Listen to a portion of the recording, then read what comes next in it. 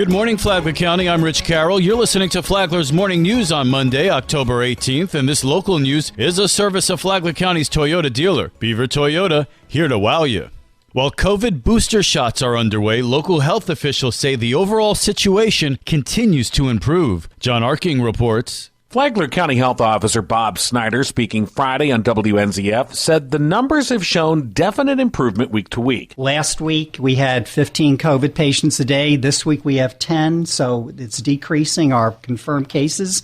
Hospitalized patients today with COVID was 8. Keep in mind, 7 weeks ago, it was in the high 90s. So, boy, have we come a long way. So, yeah, we are getting closer and closer to that herd immunity place. Meanwhile, Flagler Medical Director Dr. Stephen Bickle says at this point, booster shots are highly recommended for several groups of people. Here are the people who qualify for the Pfizer vaccine booster and will be probably the same group for the Moderna. Anybody over 65, any adult with significant comorbidities is at risk for serious disease after COVID, and then healthcare workers. From the WNZF Newsroom, I'm John Arkin.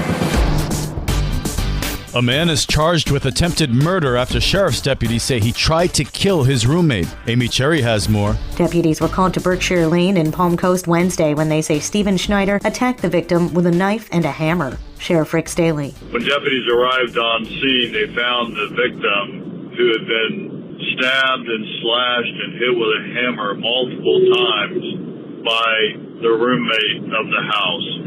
The victim had confronted the roommate for rifling through his closet when the roommate turned around and viciously attacked him and then fled. Deputies searched for him and ultimately found him early the next morning where he was arrested for attempted murder. The 63-year-old Schneider's vehicle was found with blood in it in a vacant lot nearby. Police canines used that scent to track Schneider, who was found not far from there and arrested. He's being held on a $100,000 bond. The victim was hospitalized but is expected to survive. From the WNZF Newsroom, I'm Amy Cherry.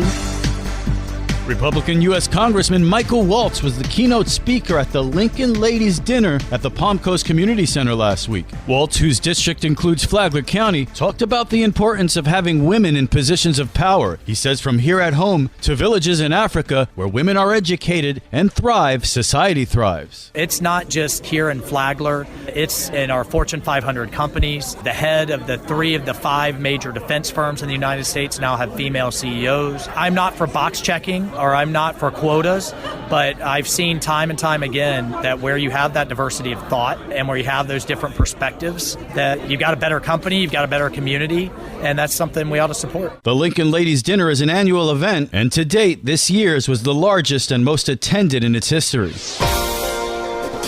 Hiring a contractor to work on your home can be dicey. The City of Palm Coast is here to help you. When you hire a contractor for a home remodeling project, your focus is on selecting new bathroom fixtures or kitchen cabinets, not getting derailed by dishonest contractors. If that does happen, City of Palm Coast Compliance Supervisor Luis Mendez can handle the incident. Then I'll just investigate and see if it was an unlicensed contractor. Then what I do is I follow up and I track it down. I track, the unlicensed contractor down and get all the facts together and get to the county and bring in stuff so I can schedule it on a hearing that they present. And anyone in the city that feels that they have been unruly, unjusted, just contact us. Either we can assist or we can point you to the right direction to get help. No one has to be a victim. Mendez, a former New York City detective, says don't sign any contracts until you've researched and asked for referrals, and never give a contractor a large deposit up front for a job.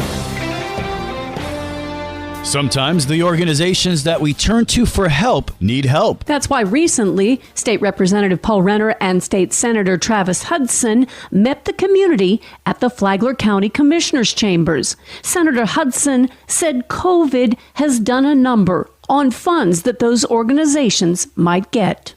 Our budget looks great this year in terms of the dollars we're getting, but they're non-recurring dollars, so they're one-time spends.